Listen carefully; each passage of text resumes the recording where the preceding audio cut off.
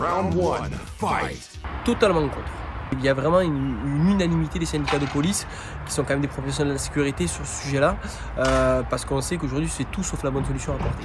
Bien sûr pour la légalisation et pour la légalisation sociale du cannabis. Un modèle qui se rapprocherait de celui qui est mis en place en Uruguay, où effectivement de la production jusqu'à la distribution, tout est contrôlé plus ou moins par l'État.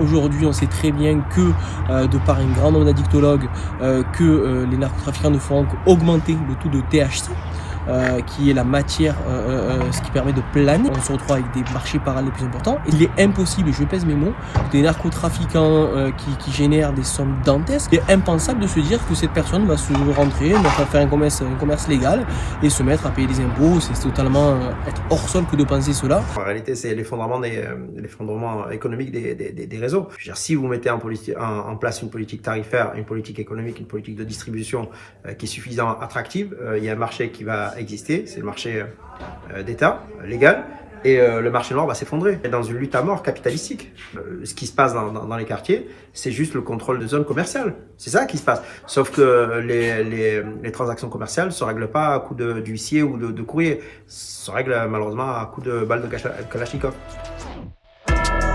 Round 3, fight! Le cannabis, c'est vraiment une institution, malheureusement, à Marseille. La ville de Marseille est concernée de façon géographique et des spécificités locales. La première, effectivement, c'est que c'est un port.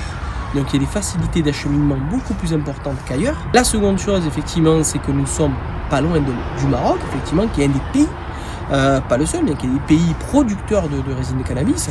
Et la troisième chose, c'est que culturellement, il y a toujours eu des réseaux mafieux importants qui travaillent déjà dans les réseaux de stupéfiants, quels qu'ils soient, que ce soit des drogues douces ou des drogues dures. Pas plus qu'ailleurs, c'est surtout le versant spectaculaire des luttes de réseau qui fait que ça a une notoriété médiatique, mais je pense que c'est pas plus la ville du cannabis que d'autres grandes villes en France.